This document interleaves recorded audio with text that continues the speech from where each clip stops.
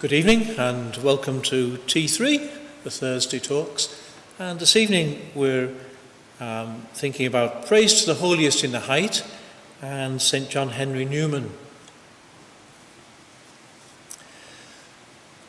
Newman was born on the 21st of February in 1801 in the City of London. His canonisation in 2019 makes him the fifth saint of the City of London, behind Thomas Becket, who was born in Cheapside, Thomas Moore, who was born in Milk Street, Edmund Campion, who was the son of a London bookseller, and Polydore Plasden, who was born in Fleet Street. But Newman is the only one of them not to be a martyr. At the age of 7, he was sent to Great Ealing School, where he proved to be an assiduous student, although he showed no fondness for sport. One of his teachers there was Walter Myers, who taught classics. Myers had an evangelical conversion in 1814, and he had a great influence on Newman, who himself experienced a conversion in 1816 when he was just 15 years of age. And he became actually an evangelical Calvinist, although he was still in the Church of England. And as one of those, he held the typical belief that the Pope was the Antichrist. But he gradually shifted away from Calvinism and came to realise that it could lead to a religious individualism that ignored the role of the church in the transmission of the truths of the faith. It all depended on your own personal salvation, your own individual relationship with Christ, and didn't give room to a relationship within the church as such. Newman went up to Oxford, where he didn't do as well as it would have been thought in his studies there, mainly because he was so anxious to succeed that he actually gave himself a bit of a breakdown when it came to his finals. But he remained in Oxford after his degree, doing some teaching and pursuing his studies. And in 1825, he was ordained priest in the Church of England and was curate at St. Clement's Church, Oxford, while continuing to write and to preach. In his studies in 1825, he was engaged in a close reading of the Fathers of the Church, the early Fathers, which was to have a great influence on his understanding of the nature of the Church. In December 1832, Newman went on a tour of southern Europe with a friend, Richard Hurrell Froude, who was a sort of delicate young man and needed warmer climes. So they visited Gibraltar, Malta, Sicily, Naples, and Rome, which Newman thought was the most wonderful place on earth. But at the same time, he was shocked by what he saw in the Catholic churches. And he came to an opinion that the Catholic Church, he said, was polytheistic and idolatrous. I suppose it was the profusion of statues and devotions and things, and probably dead saints under the altars and things like that, which would be completely alien to an English man of the time. After Froude went home, Newman stayed on and went in April 1833 back to Sicily. And while he was there, he fell dangerously ill with gastric or typhoid fever. When he recovered in June, he left Palermo for Marseille, but the boat was becalmed for a while. And it was then that he wrote the verses, "Lead kindly light." Probably that experience, "The night is dark and I am far from home," was very much at the forefront of his thoughts there. But that, of course, those verses, of course, later became a very popular hymn. On his return to Oxford, Newman became involved with what was to become known as the Oxford Movement, which was an attempt to restore to the Church of England some of the Catholic beliefs and rituals from before the Reformation. And Newman began to publish a series of pamphlets or tracts, which attempted to set out the doctrine of the Church of England in a Catholic sense. He was an advocate of the Church of England being a via media, a middle way between Catholicism and Protestantism. However, this view crumbled when his continued study of the Fathers and the early Church led him to St. Augustine's words, "Securus judiciat orbis verarum."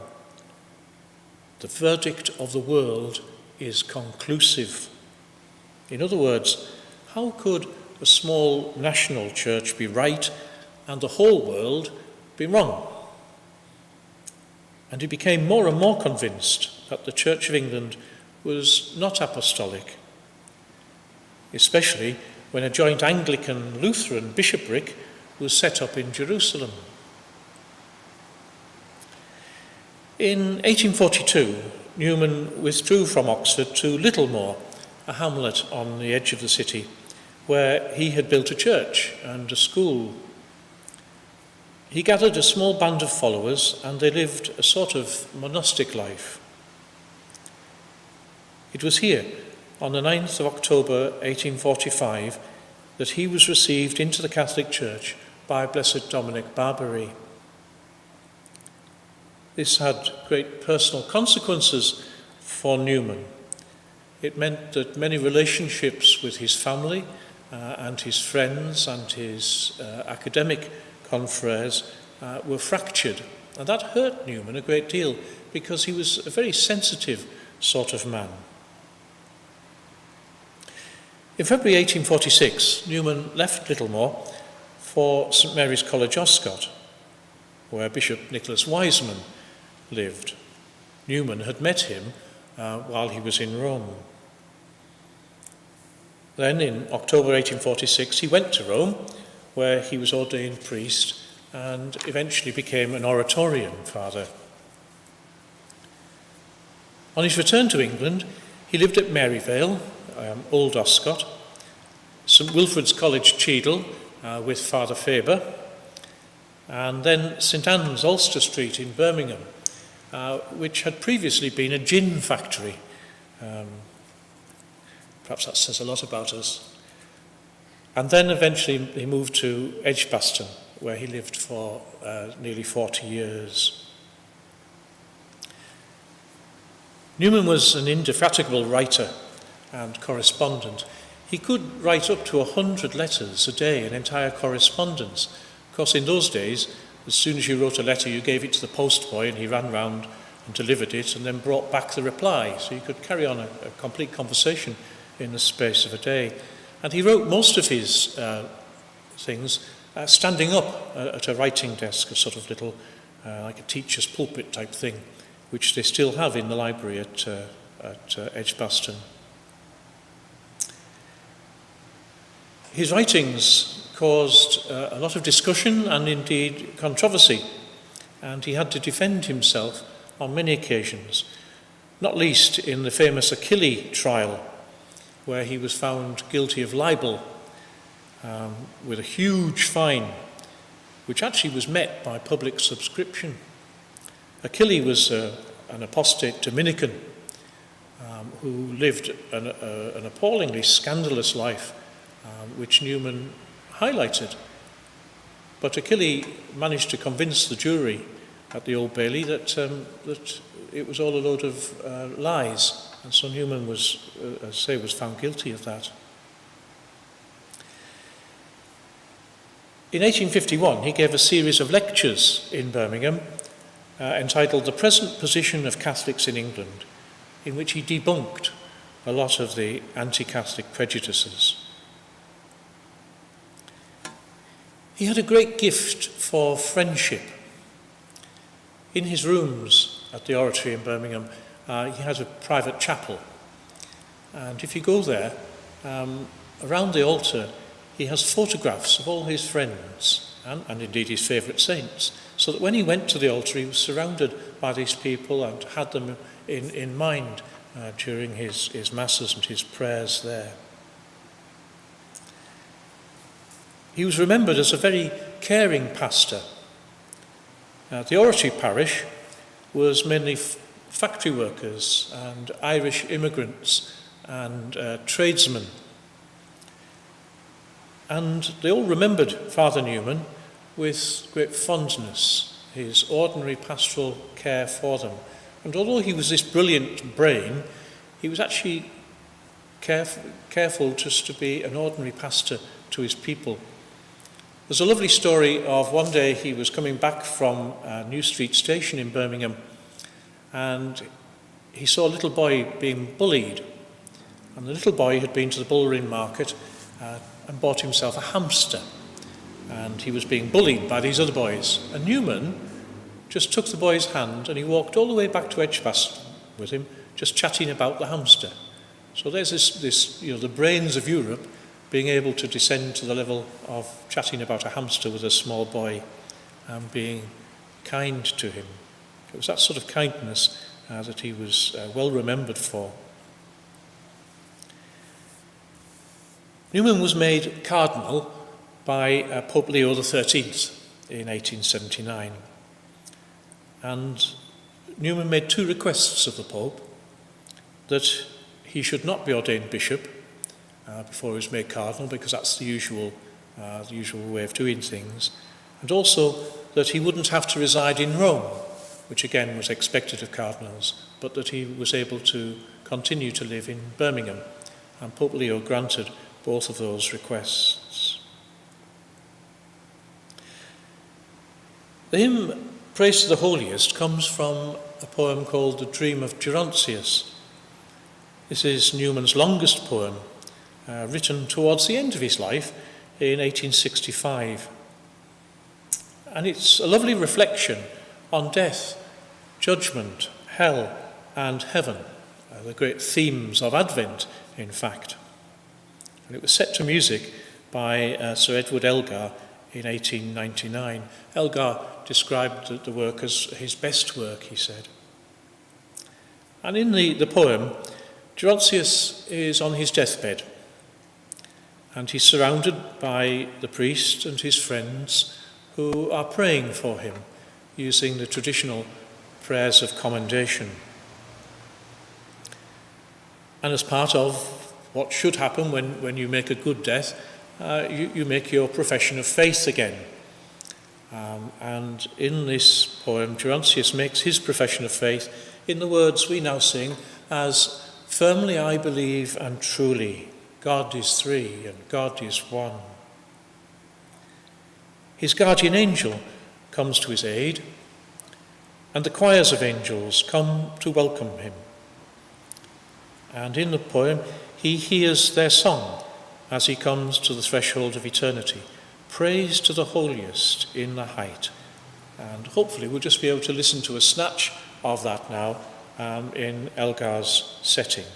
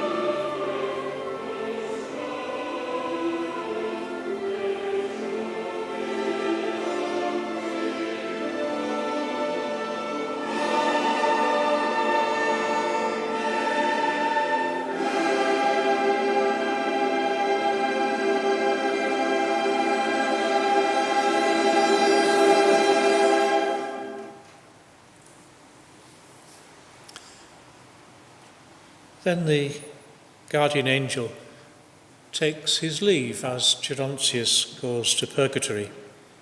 And some beautiful words there. Farewell, but not forever, brother dear. Be brave and patient on thy bed of sorrow. Swiftly shall pass thy night of trial here, and I will come and wake thee on the morrow. From 1886, Newman's health began to fail. He celebrated Mass for the last time on Christmas Day, 1889. On the 11th of August, 1890, he died at Edgbaston and was buried in the community graveyard at Rednall on the outskirts of the city in the foothills of the Lickey Hills there. He was buried in the same grave as his great friend Ambrose St. John. And tens of thousands lined the route of the procession from the oratory out to Rednall. It was a great irony, really, that the graveyard at Rednall was bought with the residue of the money which people had collected to pay his fine on the Achille libel trial. He was beatified by Pope Benedict XVI in Coventry.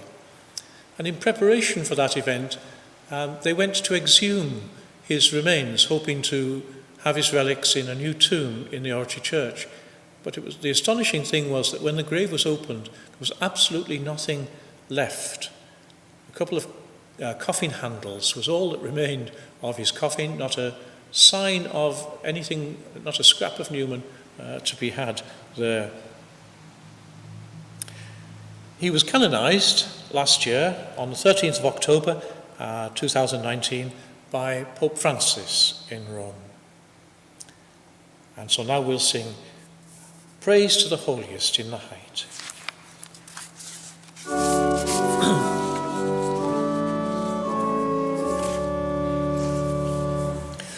Praise to the Holiest in the height, and in the depths be praise.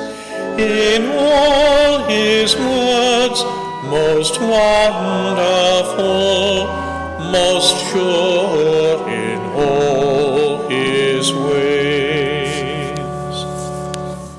O loving wisdom of our God, when all was sin and shame, a second Adam to the fight and to the rescue came.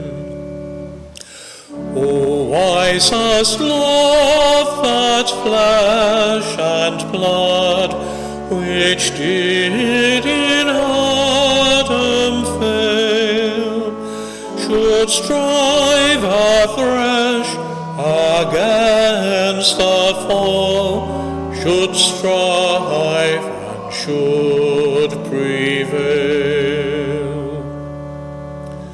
And that a higher gift than grace should flesh and blood refine, God's presence and his very self and essence all divine.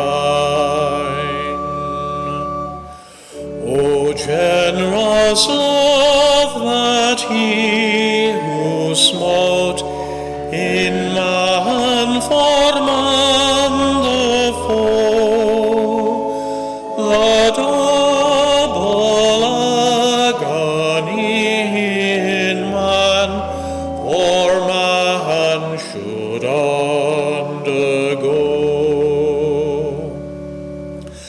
And in the garden secretly, and on the cross on high, should tears his brethren, and inspire to suffer and to die. Praise to the Holiest in the height, and in the depth be praised. In all his words most wonderful, most sure in all his ways.